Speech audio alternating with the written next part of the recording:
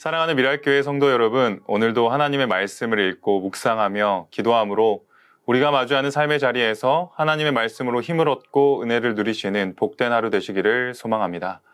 오늘 우리에게 허락하신 하나님의 말씀은 요한복음 13장 21절부터 30절의 말씀입니다. 다 같이 살아계신 하나님의 말씀을 읽겠습니다. 예수께서 이 말씀을 하시고 나서 마음이 괴로우셔서 환히 드러내어 말씀하셨다.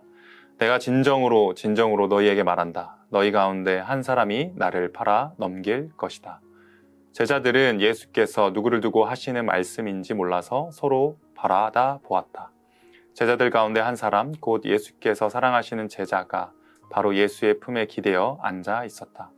시몬 베드로가 그에게 고갯짓을 하여 누구를 두고 하시는 말씀인지 여쭈어 보라고 하였다.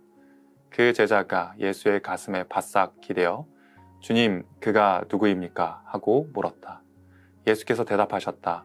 내가 이 빵 조각을 적셔서 주는 사람이 바로 그 사람이다. 그리고 그 빵 조각을 적셔서 시몬 가롯의 아들 유다에게 주셨다. 그가 빵 조각을 받자 사탄이 그에게 들어갔다.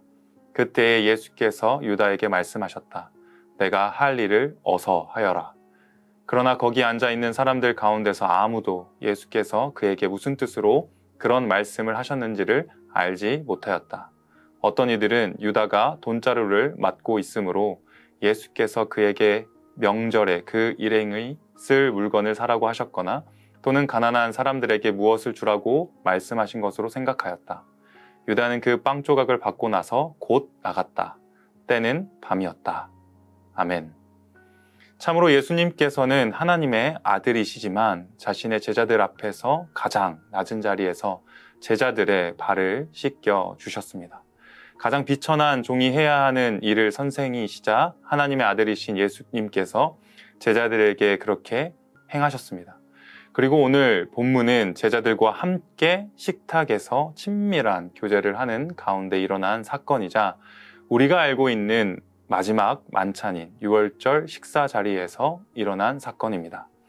구약의 성경의 의미로 비춰보자면 예수님과 제자들이 나누는 유월절 만찬은 자기 백성의 죄를 대속하실 어린 양이신 예수 그리스도께서 자신의 몸을 십자가에 바쳐 구원을 이루실 모형이 됩니다. 그리고 이번 유월절 만찬은 예수님께서 구원을 이루시기 전 최후의 만찬이 될 자리이며 이곳에서도 예수님께서는 자신의 제자들을 끝까지 사랑하시는 사랑의 주님의 모습으로 다가오십니다. 과연 주님이 유다가 자신을 파실 것을 모르셨을까요? 그가 예수님을 종교 지도자들에게 넘기실 줄 모르고 제자들 안에서 내부의 적을 키우고 계셨던 것일까요? 전혀 그렇지 않습니다. 주님은 다 아십니다. 다 아셨습니다.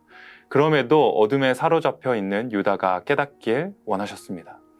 예수님이 사역하셨다는 기간인 공생의 3년의 기간의 마지막 유월절 절기에 유다는 예수님을 팔아 넘기고자 했습니다. 그럼에도 예수님께서는 유다를 사랑하셨습니다. 오늘 본문 앞구절에 있던 상황을 살펴보면 친히 자신을 낮추사 종이 되어 제자들의 발을 씻기는 장면이 나옵니다. 여기에서 예수님은 유다의 발을 씻겨주지 않았을까요? 유다에겐 다른 제자들과 차별하고 다른 방식으로 대우해서 유다가 상처를 받아 예수님을 넘기게 된 것일까요? 전혀 그런 일이 아니었습니다. 아마 유다는 마음속에 계속해서 찔렸을 것 같습니다. 그 어떤 선생이 제자의 발을 씻어주는 일이 없었던 그때에 예수님께서는 제자들에게 자신이 보여주시는 생명의 길이 이와 같은 모습이라는 사실을 몸소 보여주셨습니다. 아마도 유다도 자신의 선생이 되시는 예수님께서 발을 씻어 주실 때 깜짝 놀랐을 것입니다. 어떻게 이렇게 해주실까? 하지만 그것은 놀람이었지 돌이킴이 되지는 않았습니다. 그런 뒤에 예수님께서 자신이 어떻게 죽으실지에 대해서 발을 씻겨주신 제자들 앞에서 말씀하시고 심령이 괴로우셔서 오늘의 본문의 말씀으로 말씀하셨습니다. 21절의 말씀입니다. 예수께서 이 말씀을 하시고 나서 마음이 괴로우셔서 환히 드러내어 말씀하셨다. 내가 진정으로 너희에게 말한다. 너희 가운데 한 사람이 나를 팔아 넘길 것이다. 제자들이 모여 있는 가운데서 유다도 그 자리에 함께 있는 그 한 가운데서 마음이 괴로우신 예수님이 환히 자신의 속을 드러내시고 제자들에게 말씀해 주셨습니다. 이렇게 하신 이유는 무엇일까요? 어둠에 속한 유다에게 비치신 예수님의 빛을 비추어 어둠이 드러나게 하는 것, 죄를 깨닫게 하는 것, 그리고 돌이키게 하시는 예수 그리스도의 사랑의 말씀이 아니었을까요? 그러나 여전히 유다는 어둠에 사로잡혀 자신을 부르시는 예수님의 그 음성을 듣지 못했습니다. 이런 괴로움에 자신의 속마음을 훤히 드러내시며 말씀하시는 예수님의 말씀에 함께 모여있는 제자들은 수군수군 해댔습니다. 누가 그런 사람이 있을까? 우리 중에 과연 그렇게 할 사람이 있을까? 그러면서 모인 제자들은 어떻게 반응했을까요? 서로 의심했습니다. 제자들이 할 수 있는 것은 서로를 의심하는 것일 뿐 예수님의 괴로운 마음을 진정 시원케 해드릴 제자는 그 중에 없었던 것 같습니다. 왜냐하면 제자들 역시 예수님께서 진정한 그리스도로 하실 일에 대해서 잘 깨닫지 못했기 때문입니다. 요한복음에서는 그 일이 일어나는 것을 두려워했던 것 같습니다. 왜 제자들은 예수님이 이 땅 가운데 하나님 아버지의 뜻을 이루셔야 할 진정한 목적에 대해서 두려워했을까요? 잘 몰랐기 때문입니다. 자신의 생각과는 달랐기 때문입니다. 분명히 예수님이 보여주신 표적들은 하나님의 능력이었습니다. 하나님만이 하실 수 있는 하나님의 영광이었습니다. 하지만 그런 예수님이 죽임 당하는 것이 능력이라고 말씀을 하신다면 눈앞에 계신 예수님이 없어지는 게, 사라지는 게 능력이라고 말한다면 누가 그것을 믿음의 눈을 가지고 하나님의 능력이라고 말할 수 있을까요? 아무도 없을 것입니다. 그래서 제자들은 그 사실과 마주하기 힘들었던 것 같습니다. 이렇게 제자들은 예수님이 하시는 일을 잘 몰랐고 그렇게 괴로워하고 계시는 예수님의 마음을 진정 시원케 해드릴 제자들이 없었던 것입니다. 거기다가 유다는 예수님을 언제 넘길지 고민하고 있었기에 지금 예수님의 심정은 그 누구도 이해할 수 없는 오직 하나님 아버지만이 이해하고 계시는 상황이었죠. 이와 같은 때에도 예수님께서는 그의 제자들에게 어떤 모습을 보여주셨을까요? 직접 자신을 팔아 넘길 자가 누구인지 빵 조각을 넘겨주면서까지 알려주셨습니다. 주님은 다 알고 계셨습니다. 직접 자신을 넘길 자가 누구인지 찍어주면서 아마 유다는 놀랬을 것 같습니다. 자신의 마음속에 있었던 그 계획이 예수님 앞에서는 빛 가운데 훤히 비추인 것처럼 보여졌으니까요.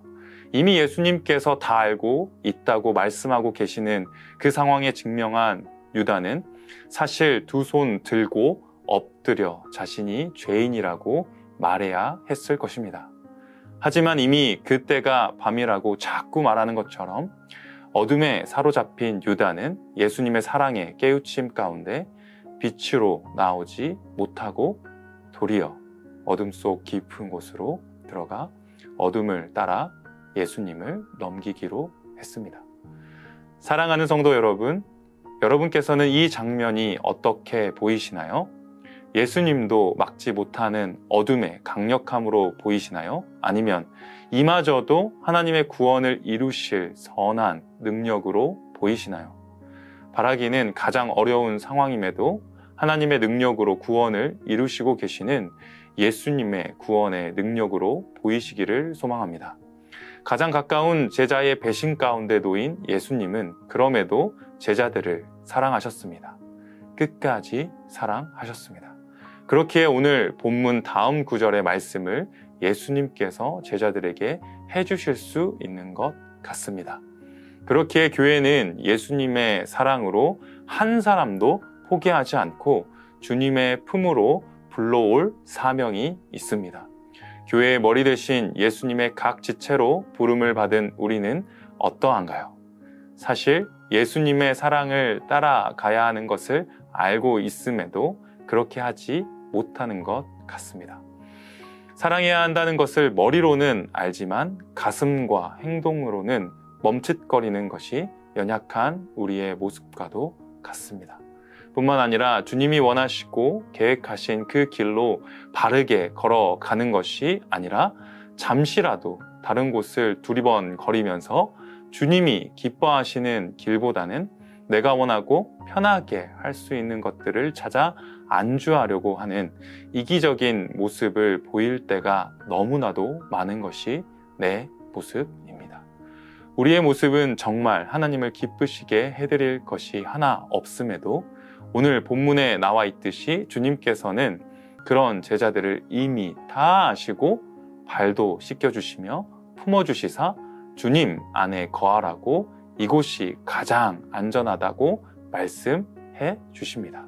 사랑하는 성도 여러분, 언제나 그리스도의 사랑과 그 은혜 가운데 머무는 우리가 되기를 소망합니다. 주님께 드릴 것이 많이 없지만 그러함에도 우리를 죽기까지 사랑하신 그리스도의 사랑 안에 언제나 거하길 축복합니다.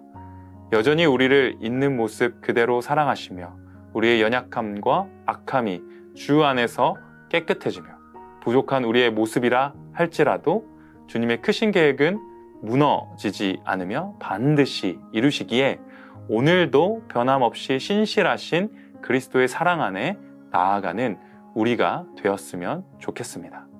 여전히 변함없이 우리를 사랑하시는 그 예수 그리스도의 십자가의 사랑과 그 자비를 기억하며 오늘도 이러한 은혜를 따라 살아가시는 복된 하루 되시기를 축복합니다. 함께 기도하겠습니다.